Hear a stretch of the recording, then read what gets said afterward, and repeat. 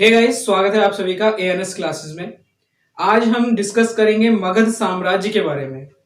जो प्राचीन भारत में मगध साम्राज्य था उसके बारे में हम डिस्कस करेंगे। तो चलिए शुरू करते हैं आज का वीडियो। मगध साम्राज्य पढ़ाने से पहले मैं महाजनपदों के बारे में बता देना चाहता हूँ। महाजनपद क्या होते हैं?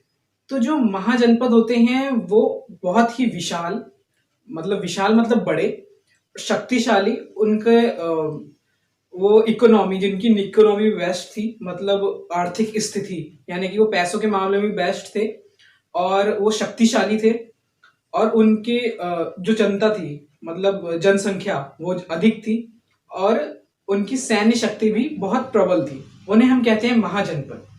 तो छठी शताब्दी में 16 महाजनपद थे। कितने थे? छठी शताब्दी में 16 महाजनपद थे। ठीक है, ये 16 महाजनपद कुछ इस प्रकार हैं कि सबसे पहले नंबर पे आता है मगध, फिर आता है वज्जी, फिर आता है कौशल और फिर आता है अवंती। ठीक, फिर काशी, अंग, मल्ल, चेदी, वत्स, कुरु, पांचाल, मत्स्य, शूरसेन, गांधार, कंबोज और अश्मक। ये 16 महाजनपद कुछ इस प्रकार थे। तो मगध साम्राज्य इन 16 महाजनपदों में से सबसे ज्यादा शक्तिशाली था। उसकी इकोनॉमी बेस्ट थी और वो शक्तिशाली था, उनका सैन्य बल भी बहुत अधिक था। ठीक, और जो इसमें आता है एक अश्मक, जो सबसे लास्ट में अश्मक है, वो अश्मक एक ऐसा अकेला महाजनपद था जो दक्षिण भारत में था। बाकी सब जो थे वो उत्तर भारत के थे। ठीक, तो चलिए शुरू करते हैं मगध साम्राज्य के बारे में। ओके, तो मगध साम्राज्य में कोई पर्टिकुलर वंश नहीं था कि एक ही वंश, जैसे मान लीजिए हर्यक वंश। तो ये हर्यक वंश ही नहीं है कि वो अंतिम समय तक सिर्फ हर्यक वंश ही राज कर रहा था मगध साम्राज्य में। ऐसा नहीं है। हर्यक वंश खत्म हुआ, शिशुनाग वंश आ गया। शिशुनाग वंश खत्म हुआ, नंद वंश आ गया। नंद वंश खत्म हुआ, मौर्य वंश आ गया। तो ये आपको पता होगा। ठीक है, तो मगध साम्राज्य में सबसे पहले जो शासक था उसमें था हर्यक वंश। हर्यक वंश का वो सबसे पहला वाला शासक था बिंबिसार। बिंबिसार जो था वो हर्यक वंश का सबसे पहला शासक था जिसने मगध साम्राज्य पर राज किया था, मतलब उसका शासन किया था। उसने अपना शासनकाल, जो उसका शासनकाल था वो 49 वर्षों का था। ठीक, और वो जो बौद्ध समिति थी उसके समकालीन था, मतलब जब बौद्ध समिति थी तब वो भी था, मतलब बराबर समान वर्षों में था। ठीक है, फिर बिंबिसार के बाद उसका पुत्र अजात शत्रु ने अपने पिता बिंबिसार की हत्या कर दी थी। उसके बाद उन्हें हटाकर गद्दी पर बैठ गया था। उसने राज सिंहासन ऐसे संभाला। फिर अजात शत्रु के बाद आता है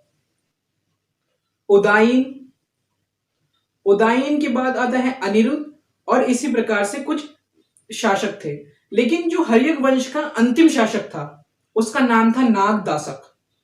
ये जो नागदासक था ये हर्यक वंश का अंतिम शासक था, और इसकी यानी कि नागदासक की मृत्यु कर, मतलब हत्या कर के शिशुनाग वंश ने मगध साम्राज्य पर स्वामित्व अपनाया था। मतलब अब से वो कमान संभालेंगे मगध साम्राज्य की। ठीक है, तो शिशुनाग वंश में सबसे पहला जो शासक था वो था खुद शिशुनाग। शिशुनाग ने नागदासक की हत्या करी और खुद गद्दी पर बैठ गया। शिशुनाग वंश के बाद आता है नंद वंश। ठीक, तो नंद वंश में सबसे पहले जो राजगद्दी पर बैठा मगध साम्राज्य की वो थे महापद्मानंद। नंद वंश के पहले शासक बने मगध साम्राज्य पर स्वामित्व स्थापित करने के लिए, और उन्हें उग्रसेन कहा जाता था। ठीक है, और जो महापद्मानंद थे ये जो थे इन्होंने कलिंग पर विजय हासिल की थी, ऐसा हमें पुराणों में देखने को पढ़ने को मिलता है। ठीक है, महापद्मानंद के बाद बैठे धनानंद के 8 पुत्र थे।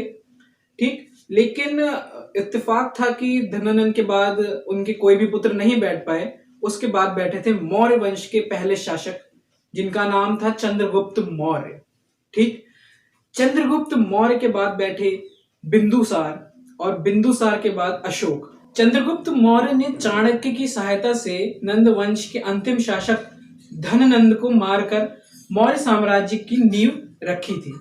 ठीक है, चंद्रगुप्त मौर्य के बारे में कुछ बातें हैं जो मैं आपको बताना चाहूंगा। ठीक है, चंद्रगुप्त मौर्य के बारे में जो धारणा है वो ये है कि अगर ब्राह्मण साहित्य के बारे में देखें, ब्राह्मण साहित्य की ओर से, तो उसमें चंद्रगुप्त मौर्य को एक शूद्र बताया गया है। लेकिन बौद्ध तथा जैन के साहित्यों के उस पर देखें तो उन्हें एक क्षत्रिय राजा माना गया है। ठीक, चंद्रगुप्त मौर्य के बाद आए थे बिंदुसार। तो बिंदुसार जो थे, उनके समय तक्षशिला में 2 दंगे हुए थे। उनमें से एक दंगे को अशोक ने शांत कराया था और दूसरे को उनके भाई, अशोक के भाई सुसेम ने शांत कराया था। बिंदुसार की मृत्यु 273 ईसा पूर्व हो चुकी थी। उसके बाद गद्दी पे बैठने वाले थे अशोक। तो अपने पिता की मृत्यु के बाद अशोक ने सिंहासन 273 यानी कि 273 ईयर्स ईस्वी पूर्व ही प्राप्त कर लिया था। परंतु गृह युद्ध होने के कारण, यानी कि आपसी मतभेद होने के कारण, उनका राज्य अभिषेक 269 ईसा पूर्व हुआ था। तो आखिर क्यों मगध साम्राज्य इतना शक्तिशाली क्यों था? तो इसके अनेक कारण थे। पहला तो ये था कि उसकी भौतिक जो अवस्था थी वो कुछ ऐसी थी कि उस पर विजय हासिल करना बहुत मुश्किल हुआ करता था। ऐसा कैसे? जैसे उनका वो जो मगध क्षेत्र था वो गंगा के किनारे स्थित था। तो गंगा के किनारे जो मिट्टी थी वो बहुत ही उपजाऊ थी, उसमें कृषि अच्छी खासी होती थी, जिसके कारण व्यापार के आयात निर्यात भी बहुत अच्छे थे, जिससे उनकी इकोनॉमी बेस्ट थी। मतलब वो, और जिसकी आपको पता होना चाहिए कि जो देश होता है उसकी इकोनॉमी जितनी अच्छी होती है उस देश में उतने ही रोजगार का सृजन होता है और वो कोई भी वहां पे बेरोजगार गरीब नहीं होता है। तो ये भी कारण था एक। ठीक, और दूसरा ये कि उनकी जो राजधानी थी पाटलिपुत्र, वो चारों तरफ से पानी से घिरी हुई थी। यानी कि उनकी जो राजधानी थी वो जल संरक्षण में थी। उस जल को पार करके जब तक कोई आता तब तक पाटलिपुत्र के शासक उसे मार देते थे। तो इसलिए मगध साम्राज्य और भी सुदृढ़ और शक्तिशाली था। उत्तर भारत में जो पाटलिपुत्र थी वो मगध साम्राज्य की व्यापारिक स्थान भी था।